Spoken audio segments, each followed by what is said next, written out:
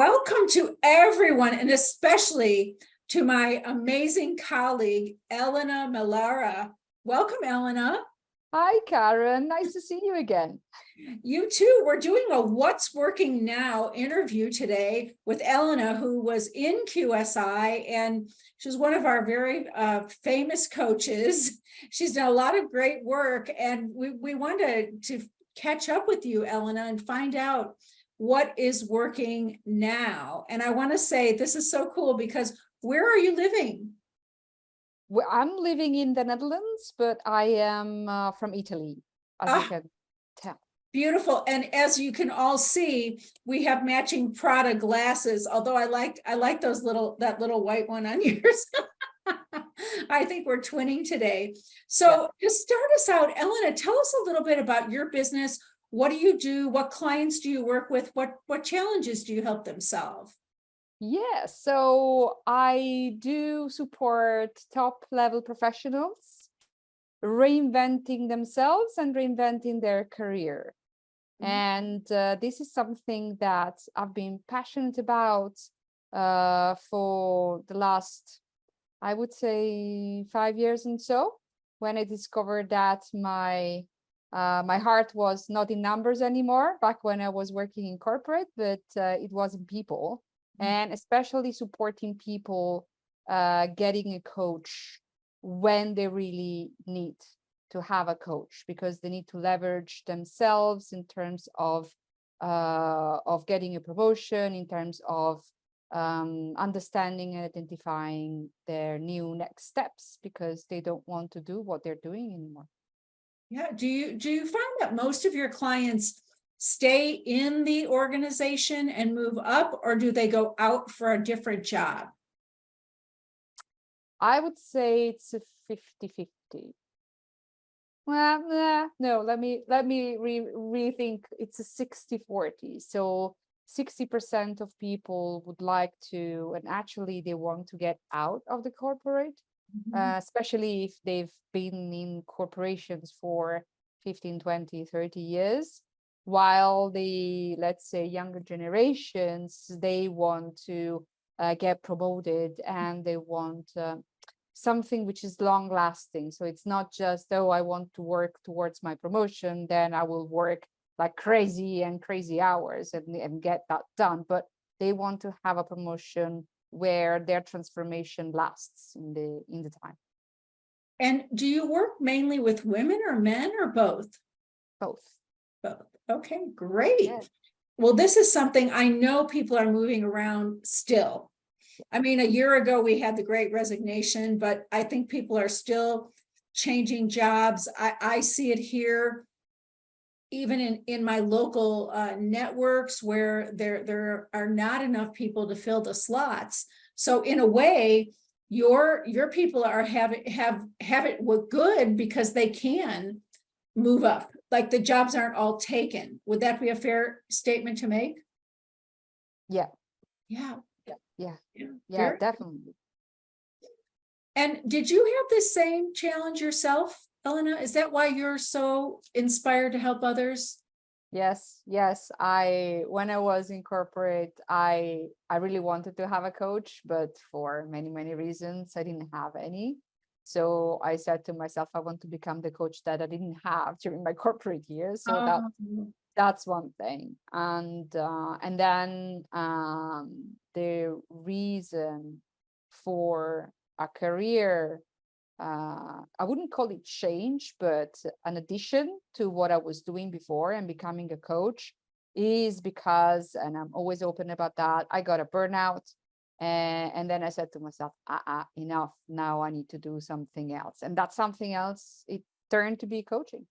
So happy. Yeah. And those people, leaders in corporate who are on their way to burnout, you can help them to stop all of that, either with helping them get their next promotion, or with helping them get their another job in a different company.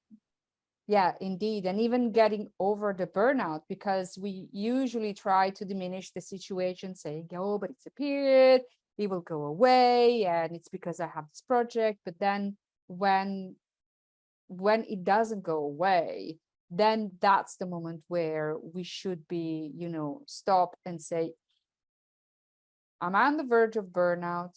And usually the answer is no until it's really too late. So try to be honest with yourself if you feel that you're not aligned to what you're doing anymore. It's so true. When I was working in investment advising, I would have said that same thing. I'm on the verge of burnout. And I always tell people, if you think you're on the verge, you're probably there.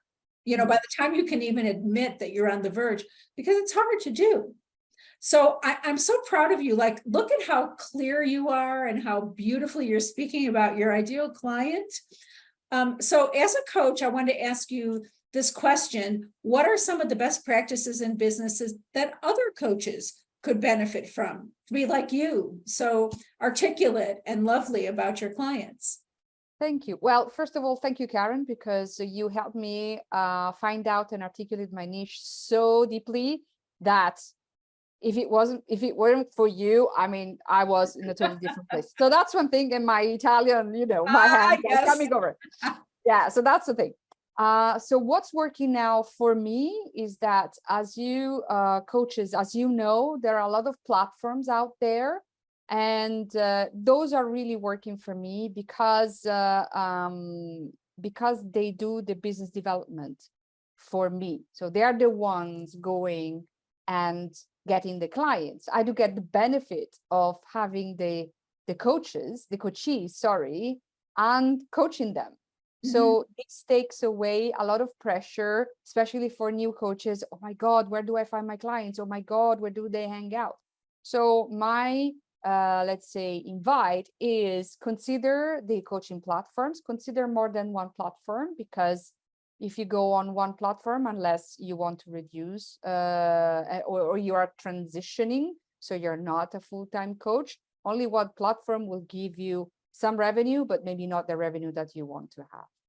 So just think about having multiple platforms. Luckily, even if they are competitors, you will sign a non-disclosure agreement, and then they will never ask you, oh, are you working with this or that? So that's what's working for me right now. And then, of course, I mean, going for new clients by myself, it's easier because I don't have the pressure of saying, oh my God, I need to make this amount every month, because I have the coaching platforms helping me. And the coaching platforms, you mean like coaching companies that hire coaches and hire them out to other executives? I just want to be sure in case somebody didn't know about that. Yes. So what type of results are you getting in your business now, Elena, with this combination? It's a hybrid, coaching platforms and your own business. Well, this year I was finally making a budget, which was not just, oh, I need to cover all my expenses and all these type of things, but it was something like, okay, what is the number that I really do want for myself? Woohoo! Woohoo! So this is my fourth year, yeah, and so that's somehow how much it took me. It will be that for other coaches, so don't panic. It could be that for other coaches it's less. It could be that for other coaches it's about this amount of time that it takes. And so this is what works for me. And then also it's, yeah, what else? To me, that was already a big accomplishment. Yes, it's huge. That's huge. That's a huge result. And I want to ask you, do you have a coaching credential? Yes, I actually hold the PCC credential. Okay. And did you so I know with these coaching platforms, I'm asking you these questions because I think this is a great way for people to start. But sometimes with the coaching platforms, they require a credential. And how do you get on there if you don't have a credential? So are there some that don't require credentials? To my knowledge, I would say 99 of coaching platforms do require a credential, either EMCC or ICF or other type of credential, but you need to have, you need to be a coach, meaning with certification, diploma, whatever. But you could do an ACC. And yes. okay. Yes. Yes. And there's another credential called the board certified coach. It's very popular here in the US for people who have advanced degrees like masters and PhDs, where they can get that board certified coach really quickly, like with 30 hours of coaching, because the Center for Credentialing and Education recognizes prior accomplishments. The ICF does not, it doesn't matter where you are, you all got to start at that ACC level. So, so that might be a way if someone was just starting out that they could get those hours. So would your advice to a new coach be maybe like fast track yourself to the ACC and then apply to some of the coaching companies and platforms? Absolutely. That's what I did. I mean, I fast tracked to my ACC as soon as I could have the 100 hours. And then, of course, submit everything and then and get the credentials. And then you work your way up to PCC. I mean, but it's because of the coaching platforms that I was able to reach my 500 hours and then do the CK again, unfortunately, but okay. So I passed and get to the PCC level. And when you are at the PCC level, let's remind that you can also first go for coaching schools. And then for those schools who are looking for coach trainers. So I'm also a coach trainer for an Italian coaching school. Oh, fantastic. Yes, I love doing that. And it's not just for coaches, it's also for managers who want to be more coach-like. So from being a manager to or leader to a coach. So that's also the school, and school is credentialized ICF with ICF credentials as well. And most likely we will have our coach training in English and level 1 and 2 in English next year. So that's right. So and that's you what can do it all. Now, Elena, what difference has it made in your life to know that you can make more than what you need every month? What are you doing with the extra in your free time? Traveling. Yes. Yes, I gave up somehow shopping. No. You didn't hear me. You didn't hear me. No, I'm joking. No, I'm not joking. I am 53. So let's work out with the numbers. I'm 53. So what I really enjoy now is really traveling. And maybe in a couple of years' time, even buying a house by the beach, which I'd love to have. Yes, and I see you travel back to Italy recently. I do. Yes. So that's also because I'm in the Netherlands, to Italy is 2 hours and a half, and then I'm still by the beach when the weather is fine here. So that's not, but I mean, my kind of beach, it's a different from. I can understand. There's nothing like an Italian beach, is there? Yeah. I mean, blue sky, blue sea, 25 degrees all over the year. Yeah. That's what I'm aiming for. Pretty cool. Well, Elena, thank you for sharing your story. What advice would you give to someone who's kind of either just starting out on the journey or maybe in the first 3 years? Because I think the first 3 years in coaching is a tough time in terms of business development if you're not trained in any of this. What advice would you give? First of all, join QSI. That's the easiest. Right. Why? Because it gives you the nitty-gritty, hands-on how to do things when you have no clue how to niche, when you have no clue how to market yourself, how to write a post, what to write in a post, what not to write in a post or a video, and do the infamous market research conversations, which will give you a lot of data and information and ideas on what's out there, what you like, and how can you market yourself in a way that it's useful for you, you like it, and it's useful for the people you serve because they will come to you. Well, let me ask a question, because here's what's in my mind. If you're going to join a coaching platform, why wouldn't you just join a bunch of coaching platforms and do no marketing at all? that might be an option. And if this is what you like, why not? Why not? But if for whatever reason you do want to have some clients on your own, you need to be out there.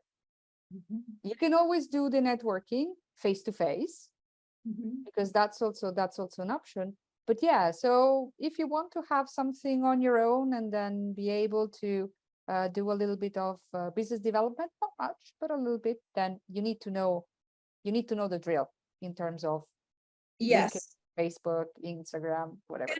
The other reason I see that people might want to do the hybrid, like what you're doing, is that the coaching platforms don't pay as much Correct. as you can make in your own business. And I remember when I was doing coach training, and I looked at my numbers, and I was spending 2/3 of my time doing coach training and 1/3 of my time in my own business. But I was making 2/3 of my income in my own business and 1/3 over here. So I would say that one of the reasons why why a coach wouldn't just do the coaching platforms or be hired as a coach is that you can make more money in the long run in your own business. And you also have more control over what you teach, control over how you coach, all of that, flexibility and freedom.